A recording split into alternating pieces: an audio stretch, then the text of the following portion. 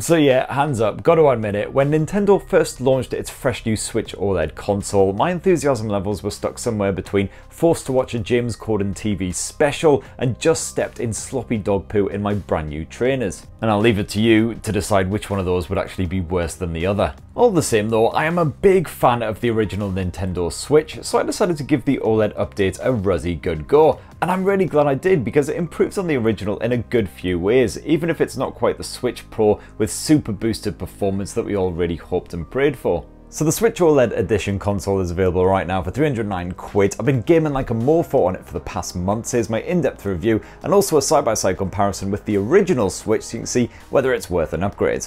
Now, despite sporting a significantly bigger screen than the original console, this OLED model weighs 320 grams by itself, or 420 grams with the Joy-Cons attached, so it's only a touch heavier than the original. And it's certainly light enough to comfortably clutch and fiddle with for hours at a time.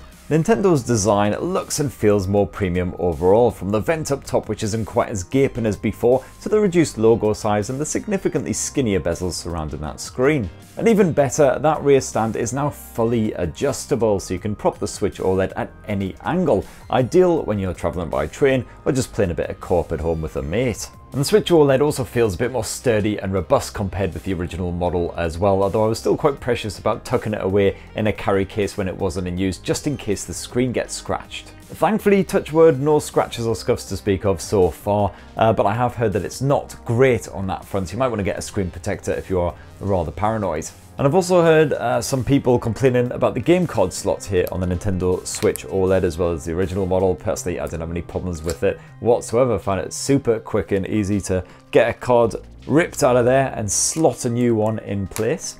And no problems either with the micro SD memory card slot, which is secreted away underneath that rear flap.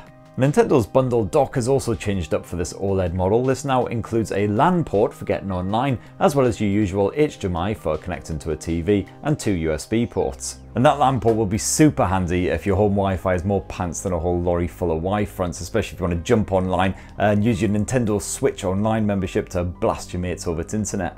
And all of those cables can be tidied away more easily than before as well, so the OLED dock is decidedly less messy. Now let's have a squint at that mighty 7-inch OLED screen, the main upgrade here versus that original Switch, which rocked a 6.2-inch IPS panel instead. The size may have increased, but you get the same 1280 by 720 pixel resolution, so the fact that it is a slightly enlarged panel means that those visuals are a little less sharp than before. If you pay quite close, then yes, it is quite obvious that those visuals are rather pixelated, which makes me really gutted that they didn't also upgrade the resolution to Full HD Plus when they slapped in that OLED screen. But honestly, unless I had it in the back of my mind while I was playing, I kind of just blocked out those low-res visuals after a while, and quite often the animations are so slick and smooth in a lot of these Nintendo titles that kind of makes up for it. And thankfully, in TV mode, the Switch OLED can once again output at Full HD for a sharper finish. Resolution aside, this display is a big step up over the original IPS efforts.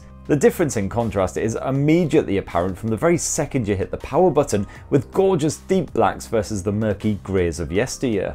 And here's another example. Check out that spangly new OLED display spaffing out the Metroid Dread opening cutscene side by side with the original Switch, and frankly that gorgeous new panel just makes the original IPS screen look about as appealing as a naked James Corden slathered with lard. There's just a world of difference between the two. And the visibility when you're playing outdoors has definitely improved for the Nintendo Switch OLED model as well, despite the fact you've got that glossy screen coating still. That was one of my biggest bugbears with the original Switch, the fact I couldn't really see what on earth was going on half the time, no matter what game I was playing, even on a fairly overcast day. But yes, of course, the actual clarity here on the Switch OLED model when you're outdoors does depend on what game you're playing. The likes of Metroid, for instance, was mostly a pleasure thanks to the bright colours and sharp contrast throughout, although there were a couple of sections where you're wandering about in the dark looking for a power source, which was a proper twat with glare to contend with as well. With more murky fare like Diablo and Doom 64, it is still quite tricky to make out what's going on at times,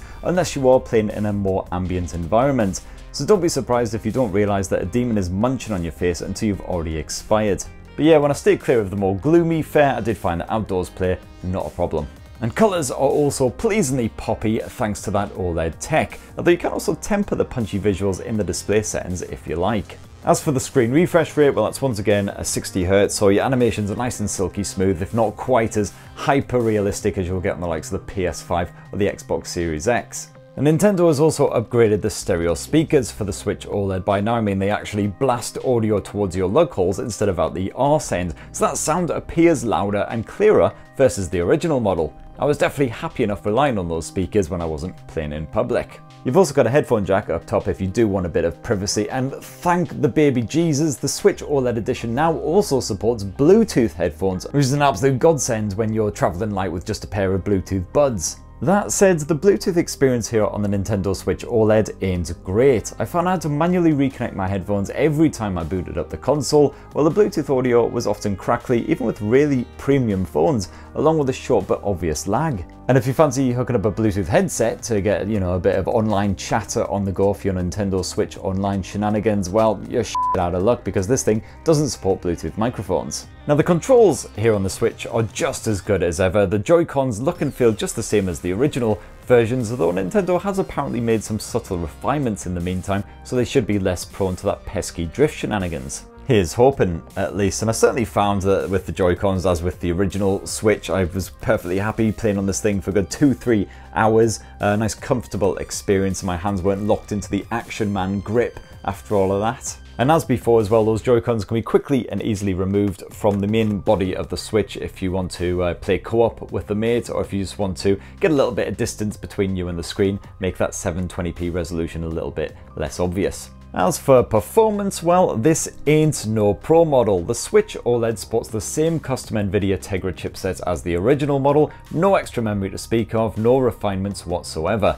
And in my testing, I've seen no obvious difference in the performance. Of course, most games run with a perfectly smooth and stable frame rate on the Nintendo Switch OLED, especially Nintendo's very own fare. But some of those more ambitious or less well optimized Switch ports do struggle at times, especially when things get a little bit intense. As for your storage, we get 64 gigs of space packed inside of the Nintendo Switch OLED Edition, which is twice the amount that you got in the original Switch, which was frankly pathetically measly. Plus you have the same micro SD support, and poking a memory card in there is highly recommended, as some of these Switch games can easily take up 20 to 30 gigs just by themselves.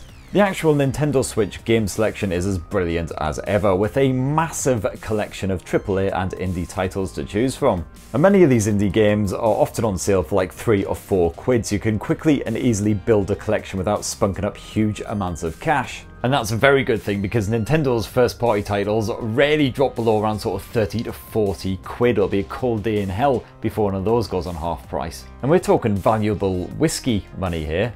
Uncle Spurt needs his booze. The battery capacity hasn't increased at all for the OLED Switch. It's still a 4310 mAh cell, same as before. However, that OLED screen on the new console is clearly a lot more energy efficient, as the Switch OLED can keep going for significantly longer than the original. As an example, when streaming video with the brightness manually set to maximum levels, I got over 5 hours of playback on the Switch OLED, compared with just 4 hours in total from the first Switch.